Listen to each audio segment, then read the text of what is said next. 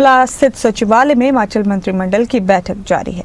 मुख्यमंत्री सुखविंदर सिंह सुक्खू बैठक की अध्यक्षता कर रहे हैं। निकाय चुनाव के नतीजों की समीक्षा की जा रही है। साथ ही वाहन रजिस्ट्रेशन फीस बढ़ाने के प्रस्ताव पर भी चर्चा हो रही है। कई सरकारी विभागों में नई भर्तियों पर भी चर्चा की जा रही है। कई महत्वपूर्ण एजेंडों पर मोहर लगने की संभावना है। आज की इस बैठक में सीबीएसई स्कूलों में 1500 टीचर पद भरने पर भी फैसला संभव है। वहीं बागवानी विभाग में विभिन्न श्रेणियों के 30 पदों पर भी मंजूरी संभव है। वाहन पंजीकरण फीस बढ़ाने का प्रस्ताव भी लाया जा रहा है। पंजीकरण की न्यूनतम दर 8% से बढ़ाकर 10% करने का प्रस्ताव है। बैठक में स्टेट बिल्डिंग कोड लागू करने पर भी चर्चा संभव है।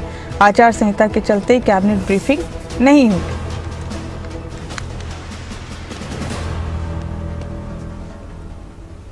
मेरे साथ शिमला से हमारे ब्यूरो हेड प्रदीप ठाकुर जुड़ चुके हैं इस खबर पर सीधे।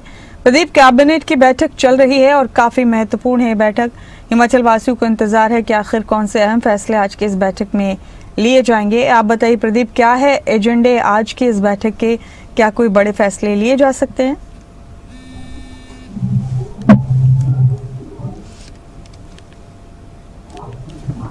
बिल्कुल, देखिए, राज्य सचिवालय में इस वक्त हिमाचल मंत्रिमंडल की बैठक चल रही है। कैबिनेट मंत्री विक्रमादित्य सिंह को छोड़कर सभी मंत्री इस बैठक में मौजूद हैं।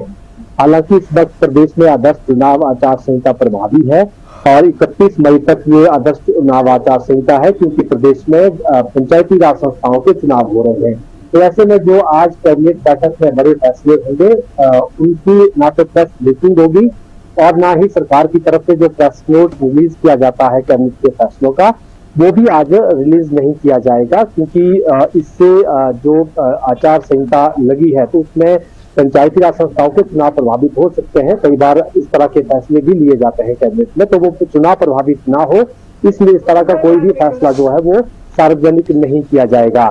लेकिन इस बीच जो जानकारी है, कुछ महत्वपूर्ण फैसले कई विभागों में पद भरने हैं, कुछ पॉलिसी डिसीजन होने हैं, नगर निकाय चुनाव के रिजल्ट आए हैं, उसको लेकर भी चर्चा हो सकती है। पेट्रोल डीजल के दाम बढ़ने से और जो इस वक्त मिडिल ईस्ट में स्थिति है और तेल नहीं मिल पा रहा है, उसके बाद जो सबसे वर्क फ्रॉम होम लागू करने को लेकर एक शुरुआत हुई है केंद्र सरकार से, उसको लेकर भी चर्चा हो सकती है अनौपचारिक तौर पर कि अगर ऐसी स्थिति ज्यादा बनती है तो हिमाचल में क्या करना है, क्योंकि हिमाचल प्रदेश हाईकोर्ट पहले ही वर्क फ्रॉम होम लागू कर चुका है 2 दिन के लिए सप्ताह में, और उसके बाद अब बाकी विभागों में क्या करना है उसको लेकर भी हो सकता है कि आज कोई ऐसी चर्चा हो।